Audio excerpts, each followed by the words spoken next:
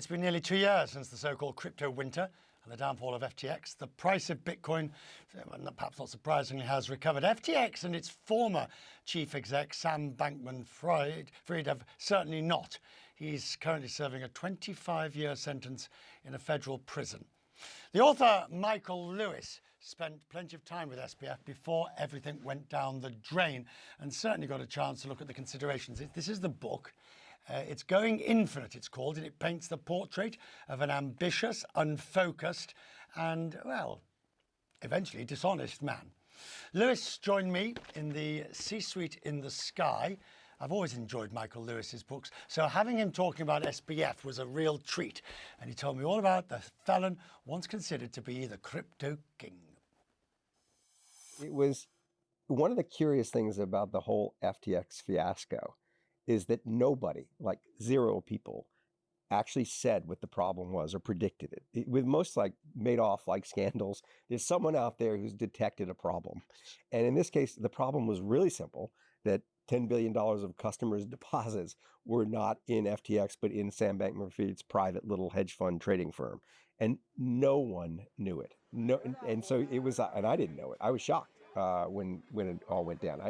I did have a sense in the year I spent reporting before I wrote the book and before it collapsed, that this is a chaotic situation and anything can happen, but I didn't know what anything was. Let's talk about him. When he's having a conversation with Anna Wintour, inadvertently signing himself up to sponsor, if not pay for, the Met Gala, but he's playing a video game. Storybook Brawl, it's called. Right. And tweeting and answering emails and all. So I was in a hotel room with him while he was Zooming with her. And we'd been walking down the hotel hallway. I said, what you doing? I got to do a Zoom with someone who I don't really know who she is. What's her name? Anna Wintour. And I said, you don't know who she is? He goes, no, I don't even know what she wants. So I said, could I just come watch this? And this is the way he went through life. If you go look at some of his TV appearances, you will see Sam Bankman-Fried's eyes going like this the whole time when he's on TV, and you think, oh, he's just someone whose eyes you can't control. No, his eyes are going to the video game he's playing while he's on live television. That he was constantly distracted, constantly doing more than one thing at a time. I always think one of the attributes of somebody when you meet them, the test I always like is, would I like to sit next to them at dinner? No, you'd want to sit next to him at dinner. You'd be so. In his prime, when there'd be a gathering of, say, Wall Street dignitaries, there'd be 8 people, all of them either heads of banks or heads of hedge funds or whatever. Sam would be the one everybody would end up listening to. Lots of interesting stuff came out of his mouth.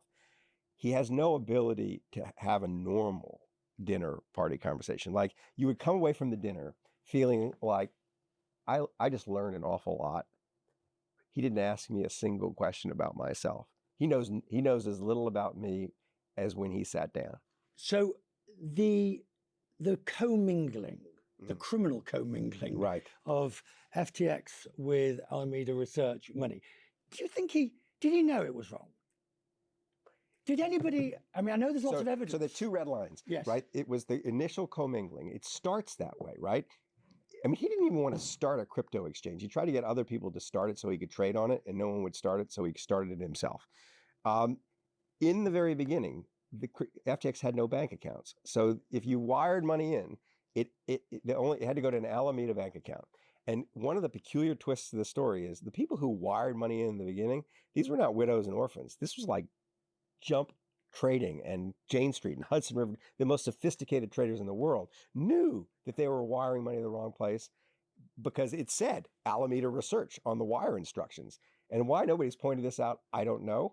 But in the beginning, they all thought, well, he's got to use Alameda bank accounts for FTX, and so it's in the wrong place, but it doesn't matter very much. What matters is when he starts using that money for his own purposes. And the trial revealed when he did that. It was June of 2022. And at that point, do I think he knew that, yes, he was effectively using customer deposits to repay crypto loans, and he was putting customer deposits at risk?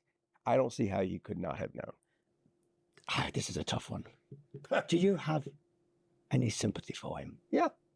I feel when I think about the story, about how I feel about the main character, it's not anger exactly. There's a kind of tragic inevitability to what happened. He should never have been allowed to be in this situation. That his attitude towards risk was quixotic.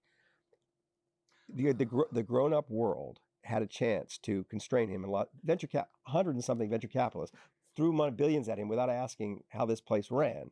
I feel like he should have been kind of parented by the world a bit better. But you just said quixotic. Was he Don Quixote? Did he? Because he has all these. Yeah. He has all these Grandiose ambitions. Yeah. When I meet him, people are telling him he's going to be the world's first trillionaire, and that he can, and of course he can prevent the next pandemic and all that. So I think his motives mixed, but there was good stuff there. His character is mixed. There's good stuff there. I feel really sad for him. He's in jail for 25 years. There's no parole.